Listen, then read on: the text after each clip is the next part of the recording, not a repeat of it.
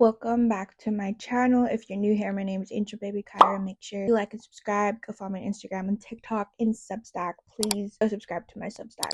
Please. I'm trying to get to 10 subscribers. Can I do that before the year ends? Please. Okay. Today's video, I wasn't planning on making this video. I was gonna do my fashion nose, but since my TikTok kind of blew up on this topic, I thought I'd talk about it here too. So today we're going to be talking about rage baiting in the beauty community, and the reason why I want to focus on the beauty community specifically because this is what I usually watch. I don't really get like the cooking ones. I liked one time and that's all I saw, so I do not engage with that anymore, but I still keep seeing these videos of people basically copy and pasting Meredith Duxbury like verbatim in her method of rage baiting. So that's what we're going to be talking about today. So first of all, I want to say that I don't think these people are horrible people. I don't wish them any ill or anything like that. I just get slightly annoyed, especially with one creator in particular.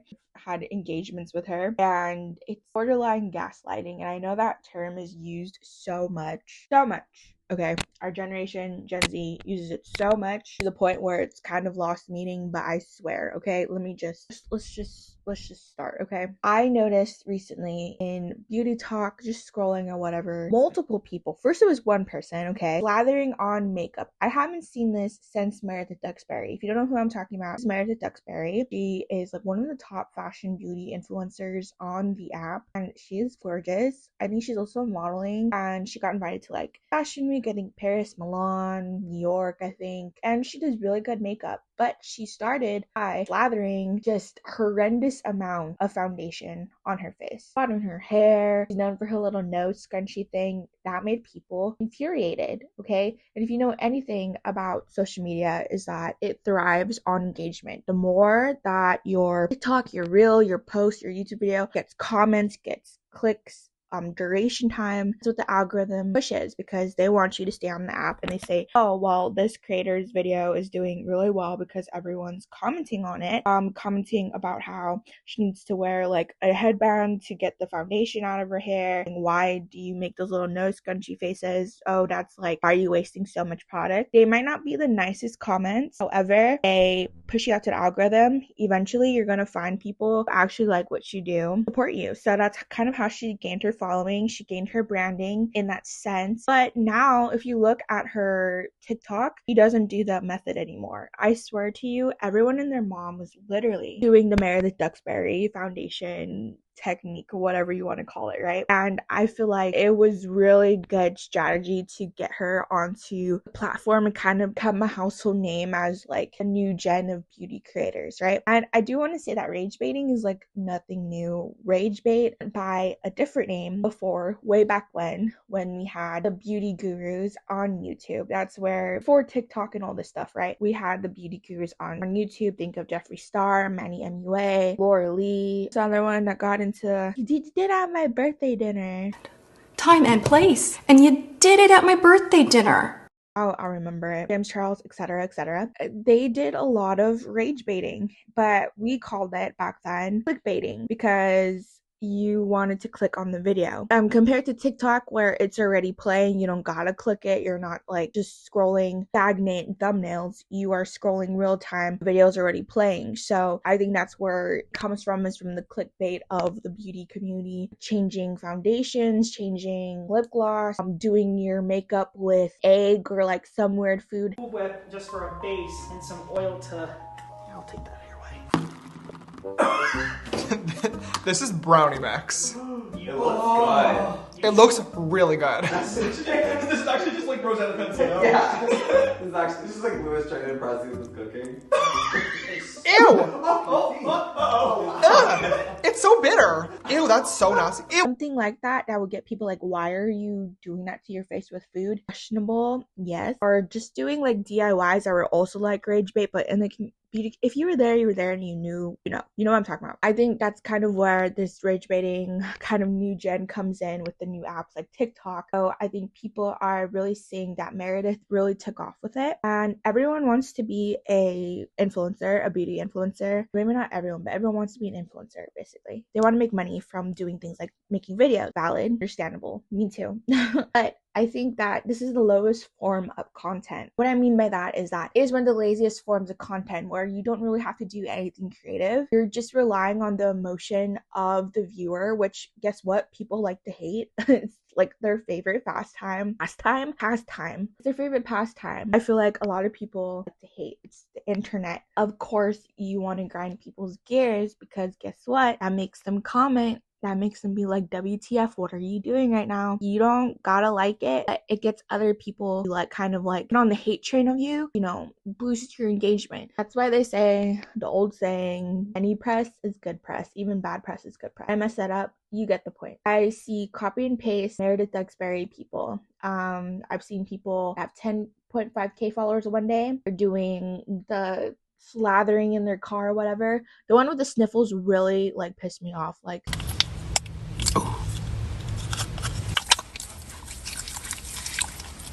Oh.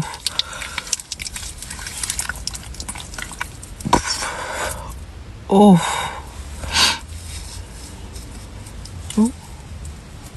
I cannot be the only one. And that's the point. That's the point. They did their job, pissed me off, and to piss you off too. Because that's what they want. And it's like, not only is it just aggravating to watch, it's aggravating to see them waste so much product. And you know, people are going to be like, and people have commented on my TikTok, why do you care what people do with their money? I don't.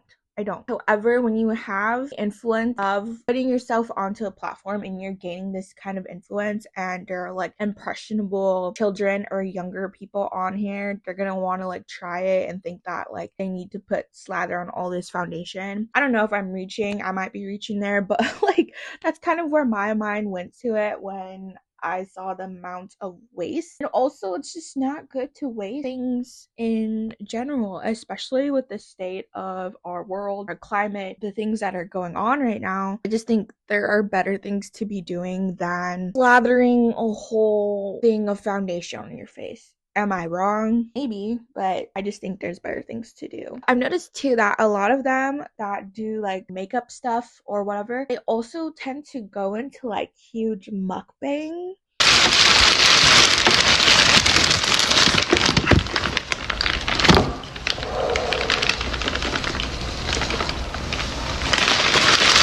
Kind of niches too, which I thought was interesting. Like they always do like the seafood boil. One girl literally has like one chip and she just pours the ranch on the chip. This is what we have come to, and this is what is being awarded on that app, right?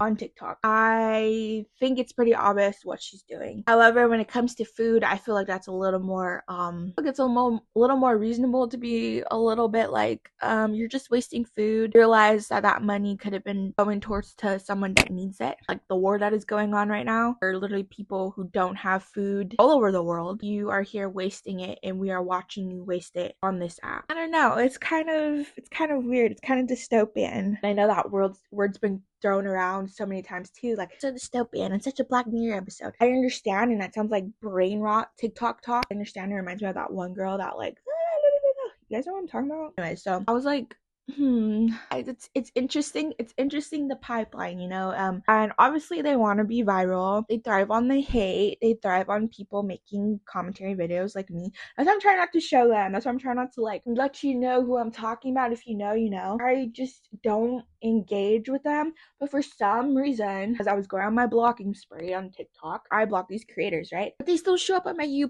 page. Okay, one person in particular is the blush girl. Okay, I'm not giving free promo to anyone. Okay, but she comes up on my For You page, and I have had some interesting not that interesting, honestly, but like some back and forth with her, right? Calling her out on her rage bait on her page.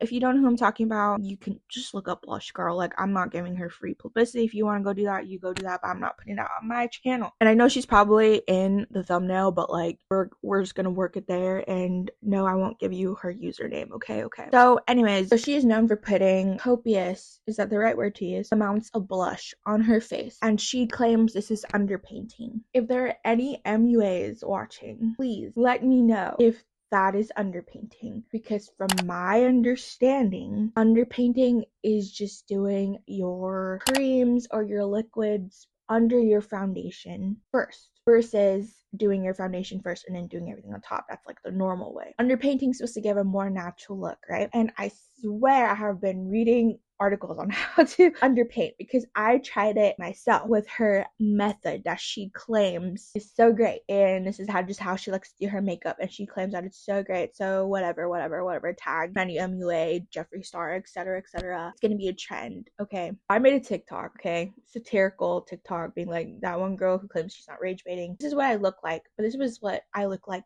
inside the house. When I tell you I stepped outside and I saw what I looked like, it was already too late. We were already at the pizza joint and I was orange and I looked musty.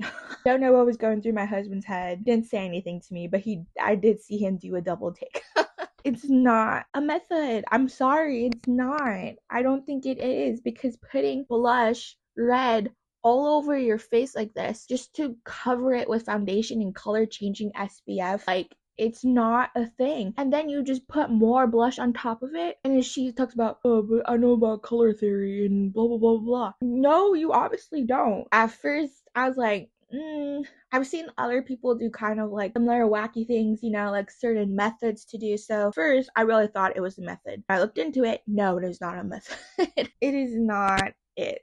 I'm sorry, but it's not. And it's to the point where she's like gaslighting us and saying like, no, it's not red. It is clearly red. It is clearly red. And then she continues to do, oh, trying blue blush, trying green blush, trying yellow. Okay, you're just putting it in our faces that like it's literally rage bait. It's engagement farming. She responds to every comment that calls her out as like, oh, I know we have different ways of doing our makeup, but I don't know why this makes you so angry about how one girl does her makeup. Why did I do that voice? I didn't even sound like her. Anyway, you know exactly what you're doing. I'm not playing these manipulative games. You're so manipulative. Like, I would call you my ex's name if I could. Like, it worries me the people that do comment and be like, oh my god, this is so good. Are we watching the same thing? And I'm all for creative makeup. That's the thing. I'm all for creative makeup. If you see my TikTok and you see my makeup yeses, I love different looking makeup. Anyways, I forgot where I left off. I think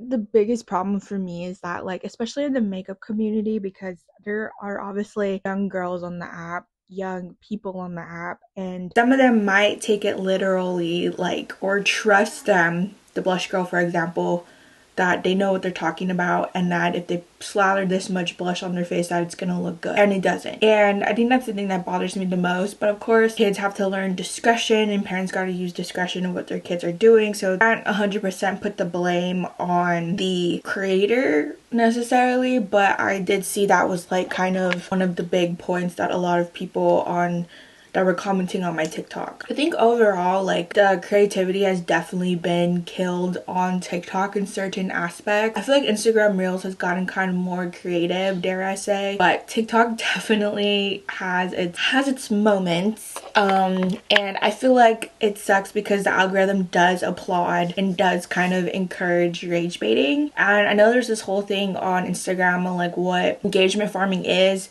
There's some sort of confusion about that, but I feel like if apps were more, I don't want to say like strict, but like didn't reward this kind of behavior, this kind of like content, I feel like I guess it would be better, and there'd be no what do you call it, there'd be no incentive or reason for these rage baiters to rage bait, because if their videos don't get pushed out, what's the point of them doing stupid things like putting a whole bottle of ranch on a tortilla chip, or putting copious amounts of food on a counter for people to eat? And like I said, I'm only focusing on primarily like the beauty talk, beauty community part, because that's the kind of stuff that I engage in. But I do know that there's other more serious rage baiting that goes on the app, including, I saw someone comment this, I don't know if I'm gonna put it here, but people rage baiting about grape, things of that nature, which is sensitive for me because I'm an SA survivor. I feel like that kind of thing is like more heinous, obviously, than what people are doing in the beauty community. And also people that are just wasting tons of food, because you also see that on Food Talk. I know that one's a popular one, especially like with mukbangs and whatever. And that's why I was saying, like, the other people kind of dip their toes in the two kind of like trending communities, which is like mukbanging and eating tons of food or whatever, and the beauty community, which I think those are kind of two niches that do very well. Yeah, let me know what you guys think about rage baiting, engagement farming. Don't fall for it, or do fall for it, do whatever you want, but I encourage you to block them, do not engage, and just scroll. If you don't feel like blocking them, just scroll, because even giving them any amount of time, even just a view, hikes up everything else, you know. And I don't wish ill will towards these people. I just wish that they would find something more productive to do, or maybe develop their own creativity, if I can put it that way. There's so many better things to be doing. It's just a low form of content, to be completely honest. It's just the lowest form of content. Like, there's nothing really to it, and if they weren't doing the rage bait, no one would click. So therefore, that's why they have to do it, because they know that no one will click unless they do things like that. So let me know what you think in the comments. Make sure you like and subscribe. Follow me on all my socials, please and thank you, and I'll see you next time. Bye. Feel a single thing, say you didn't feel it when you kissed me. Why you got red cheeks and high when you try so hard to be different, so stuck in your